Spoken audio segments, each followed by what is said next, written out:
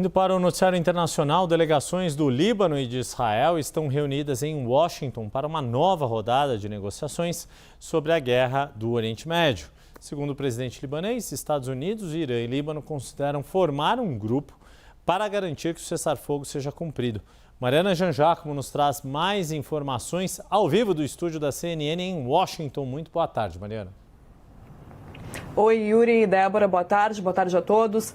Essa situação envolvendo o Líbano está extremamente difícil diplomaticamente falando, porque mesmo com o cessar-fogo, os ataques continuam. O Ministério da Saúde libanês afirmou que pelo menos 2 pessoas foram mortas nesta terça-feira por causa de ataques israelenses. O Hezbollah afirma que essas 2 pessoas estavam ajudando a limpar estradas e recuperar corpos de destroços quando foram atingidas pelos disparos.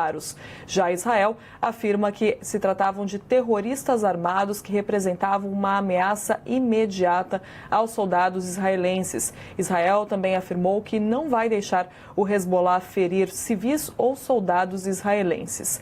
Agora, enquanto isso, o secretário de Estado americano, Marco Rubio, chegou aos Emirados Árabes e está tentando desassociar 2 situações: a guerra no Irã com a situação no Líbano. Marco Rubio diz que são 2 cenários diferentes porque, na verdade, o futuro do povo libanês pertence ao Líbano e é com o governo libanês que os Estados Unidos vão conversar. Disse que o erro do Irã é apoiar o Hezbollah. O problema do Irã é apoiar o Hezbollah.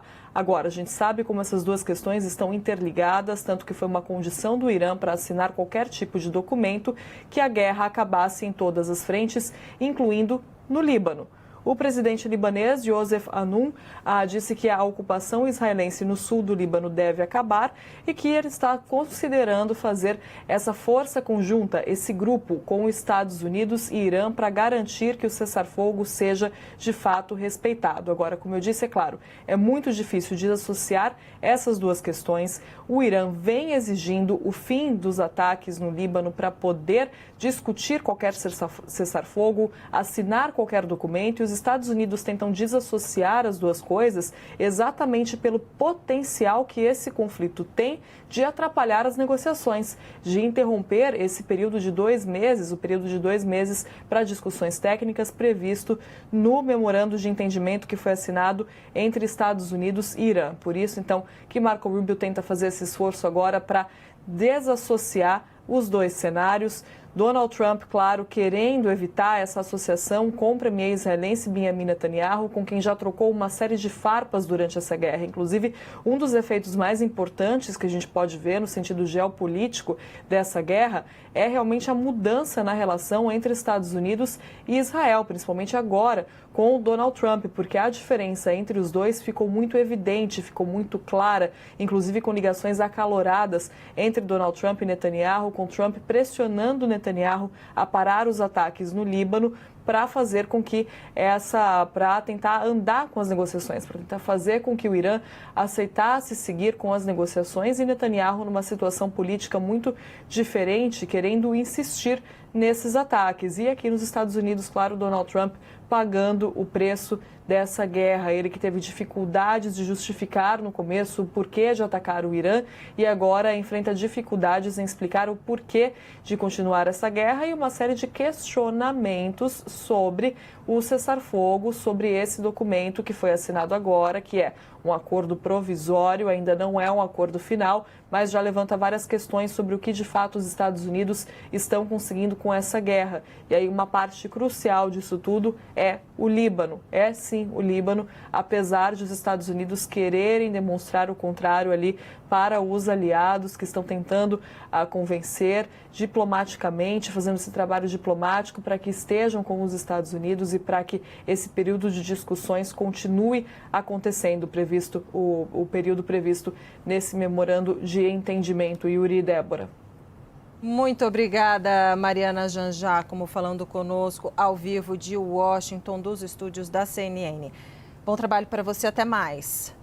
Moradores começaram a retornar para casa no Líbano, em meio ao cessar-fogo entre Israel e o Hezbollah.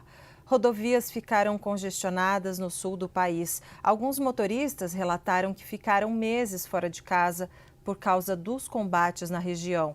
A trégua acordada na semana passada tem incentivado o retorno dos moradores, mesmo com as preocupações sobre a fragilidade do acordo e com as forças israelenses permanecendo em território libanês. O Hezbollah acusou Israel de mais um ataque que deixou 2 mortos hoje. A defesa israelense afirmou que neutralizou terroristas que representavam uma ameaça às tropas. Em entrevista ao CNN Money, o colunista Gilvan Bueno comentou o impacto da guerra no Oriente Médio sobre a ata do Copom e as projeções do mercado. É o que você vai ouvir agora. Nós sabemos que toda alteração na taxa de juros, ela demora em média 6 meses para entrar na economia.